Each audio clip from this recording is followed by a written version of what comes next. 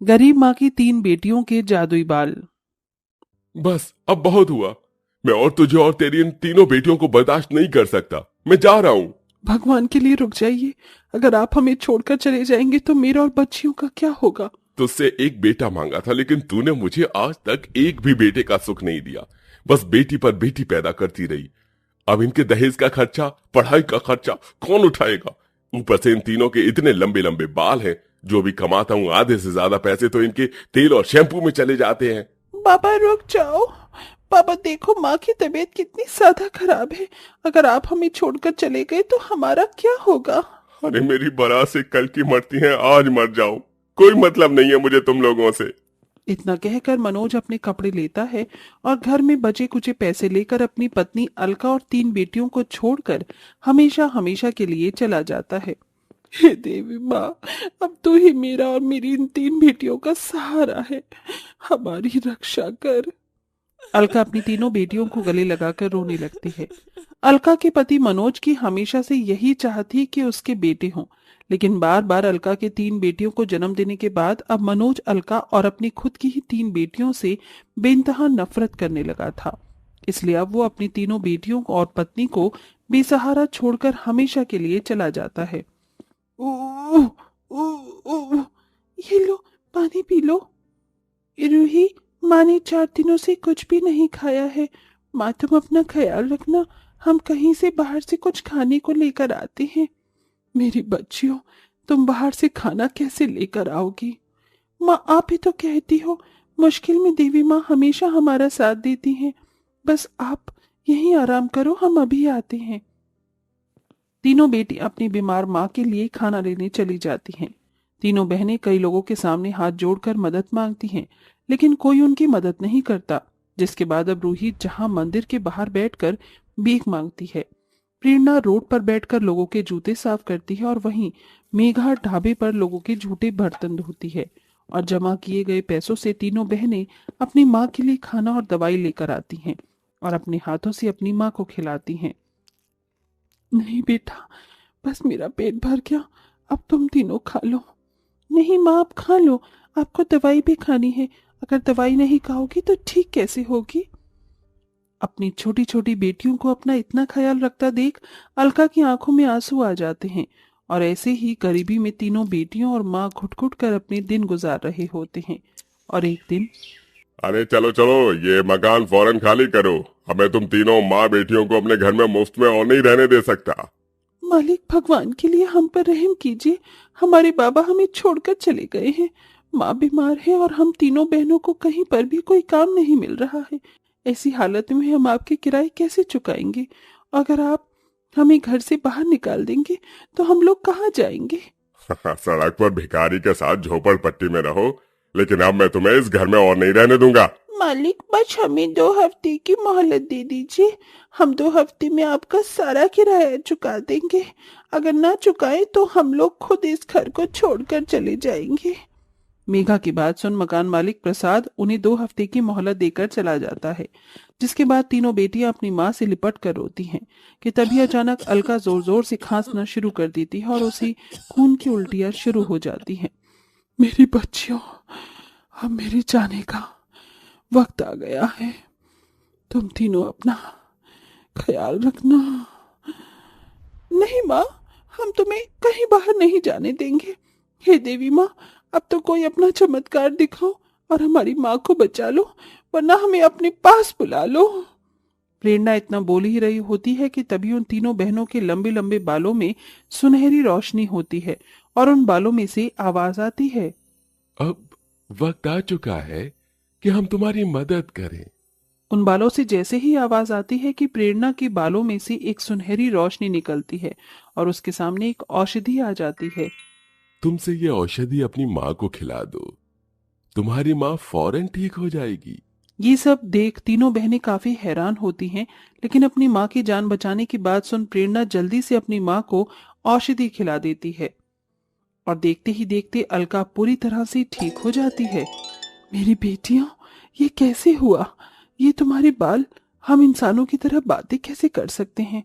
क्योंकि हम जादुई बाल हैं, इसलिए। और अब वक्त आ चुका है कि हम तुम्हारी मदद करें।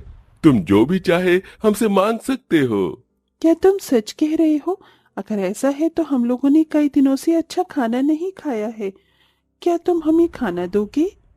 मेघा के इतना बोलते ही उसके बाल चमकने लगते हैं और देखते ही देखते उन सबके सामने लजीज पकवानों से भरी थाली आ जाती है। ये देख तीनों बहनें बहुत खुश होती हैं और न जाने कितने दिनों के बाद तीनों बेटियां और माँ मिलकर भरपेट खाना खाती हैं। जाती बाल, तुम्हारा बहुत बहुत शुक्रिया। क्या तुम हमें खाने और दवाई के साथ साथ नए कपड़े दे सकते हो? हमने जो पहने हैं, हमारे पास सिर्फ यही कपड़े बचे हैं। हाँ, क्यों नहीं। रूही के इतना बोलते ही अब रूही के बाल चमकने लगते हैं और देखते ही देखते उनके सामने तरह तरह के नए कपड़े आ जाते हैं, जिसे देख वो सब खुश होते हैं।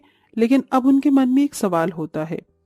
देवी माँ, आपका बहुत बहुत शुक्रिया कि आपने हमें इतना कीमती तोहफा दिया। लेकिन आखिरकार मेरी बेटियों के बाल जादुई कैसे बने? ये सब कैसे हुआ? मुझे जानना है। ये सब तो 13 साल पहले ही हो चुका था। याद करो, जब तुम पहली बार गर्भवती थी और देवी माता के मंदिर में बैठकर प्रार्थना कर रही थी। हे देवी माँ, बेटियां तो माता का रूप होती है, लेकिन मेरे ससुराल वाले तो बेटियों को बोझ समझते हैं। मेरे पति ने तो साफ साफ कह दिया है कि अगर मैंने बेटी को जन्म दिया तो वो उसे मार देंगे। मुझे नहीं पता है कि मैं बेटी को जन्म दूंगी या बेटे को, लेकिन माँ, अगर मैंने बेटी को जन्म दिया तो उसकी रक्षा करना आपका कर्तव्य है। देवी माँ, मेरी कोख में पल रहे बच्चे की रक्षा करना। अलका देवी माता के सामने हाथ जोड़कर अपने बच्चे के लिए प्रार्थना कर रही होती है कि तभी एक बूढ़ी औरत उसके पास आती है और उसके सर पर हाथ रखकर कहती है, बेटिया, देवी माँ ने सुन ली तुम्हारी। अगर तुम बेटी को जन्म दोगी तो उस पर कभी कोई आँच नहीं आएगी। लेकिन अम्मा, आप कौन हैं? मैंने आपको पहचाना नहीं। मैं जो भी कोई हूँ, लेकिन आज के बाद तुम्हें अपनी और अपनी कोख में पल रहे बच्चों की फिक्र करने की कोई जरूरत नहीं है। देवी माँ का आशीर्वाद हमेशा तुम्हारे साथ है। इतना कहकर वो बूढ़ी औरत अलका के पेट पर हाथ रखती है और वहां से चली जाती है, जिसके बाद ही अलका लगातार 3 बेटियों को जन्म देती है।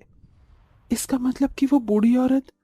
हाँ, वो बूढ़ी औरत कोई और नहीं बल्कि देवी माँ का ही रूप थी, जिन्होंने आशीर्वाद में तुम्हें 3 बेटियां और उनके जादुई बाल दिए।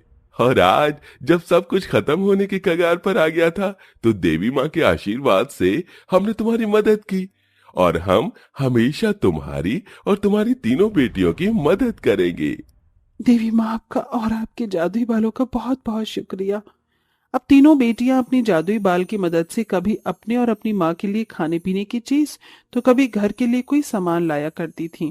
और ऐसे ही कुछ दिन गुजर जाते हैं। हे जादुई बाल, हमें अपना कमाल दिखाओ और हमारी मदद करके हमें इस गरीबी से निकालो, कि हम अपनी साथ साथ कहीं और गरीब लोगों की भी मदद कर सकें।